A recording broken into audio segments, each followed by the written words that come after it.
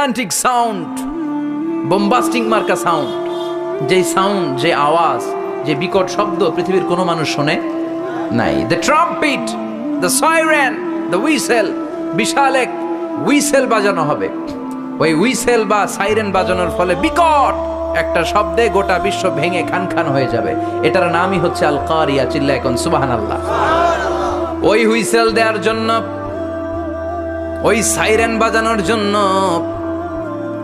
ওই সুরের ভেতরে, সিঙ্গার ভেতরে ফুৎকার দেওয়ার জন্য রব্বুল আলামিন স্পেশাল একটা ফেরেশতা বানিয়েছেন। তার নাম হলো ইসরাফিল আলাইহিস সালাম। কি নাম? ইসরাফিল আলাইহিস সালাম। এদিকে ইসরাফিল নামে কেউ আছে? হ্যাঁ, অনেকে রাখে ইসরাফিল নামটা, কিন্তু অনেকে রাখে। আজরাইল রাখে নাকি? হ্যাঁ, আজরাইল রাখে না, ইসরাফিল কিন্তু রাখে। তো এই ফেরেশতাকে আল্লাহ তাআলা বিশাল একটা হুইসেলের ভিতরে, সাইরেনের ভেতরে 3টা ফুৎকার দেওয়ার জন্য তৈরি করেছেন।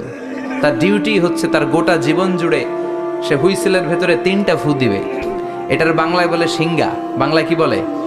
সিঙ্গায় ফু দিবে কয়টা? চিল্লায় বলেন। এই ফেরেশতার পা দুটো হচ্ছে জমিনে, এই ফেরেশতার মাথা হচ্ছে আকাশেরও অনেক উপরে। সৃষ্টির পর থেকে এই ফেরেশতা ওই সিঙ্গাটা, ওই বাঁশিটা তার 2 ঠোঁটের মাঝখানে লাগিয়ে আল্লাহর আরশের দিকে তাকিয়ে আছে, and just waiting for the green signal. আল্লাহর পক্ষ থেকে সিগন্যাল আসার অপেক্ষায় আছে যে আল্লাহ কখন বলবে যে ফু দে। সুবহানাল্লাহ।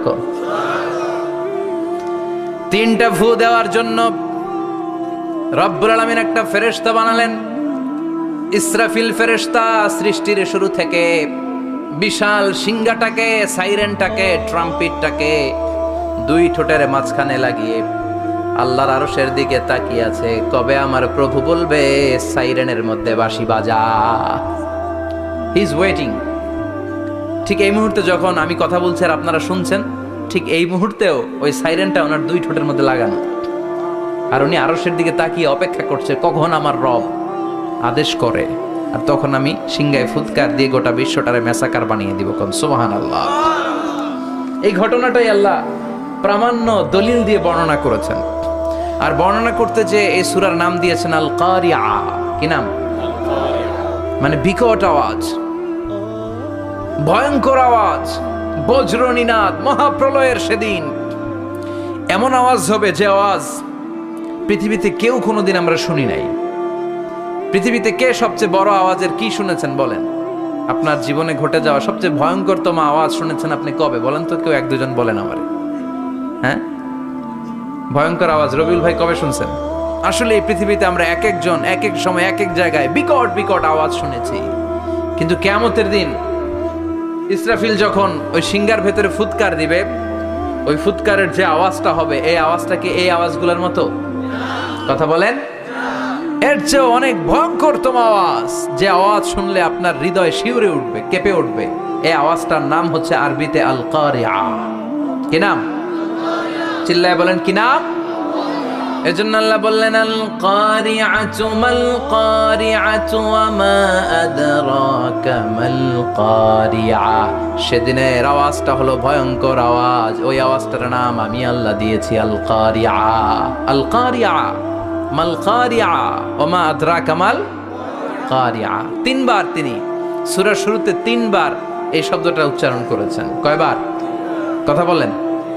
3 বার। যে কোনো জিনিস 3 বার যখন আমরা বলি, গুরুত্ব বোঝানোর জন্য বলি, বলি না? বিশ্বনবীও মাঝে মাঝে কোনো জিনিসের ইম্পর্টেন্স, সিগনিফিকেন্স, তাৎপর্য এবং গুরুত্ব বোঝানোর জন্য 3 বার বলতেন। কয়বার? একবার বিশ্বনবী তাকওয়া নিয়ে ওয়াজ করতেছিলেন, আর বলছিলেন আত-তাকওয়া হা হুনা, আত-তাকওয়া হা হুনা, আত-তাকওয়া হা হুনা, ওয়া ইউশিরু ইলা সাদরিহি 3 মাররাত।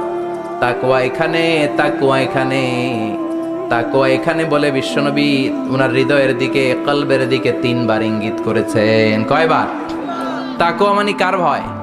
আল্লাহর ভয়। আল্লাহর ভয় নিয়ে যখন ওয়াজ করছিলেন বিশ্বনবী বলছেন তাকওয়াটা এখানে, এখানে, এখানে। তেমনি মক্কাবাসীদের কাছে যখন সূরাতুল কারিয়া নাজিল হয়েছে, মক্কার কাফির মুশরিকদের দৃষ্টি আকর্ষণের জন্য আল্লাহ তাআলা এই সূরার শুরুতে আল কারিয়া শব্দটা 1 বার নয়, 2 বার নয়, 3 বার উল্লেখ করেছেন। পড়েন সুবহানাল্লাহ।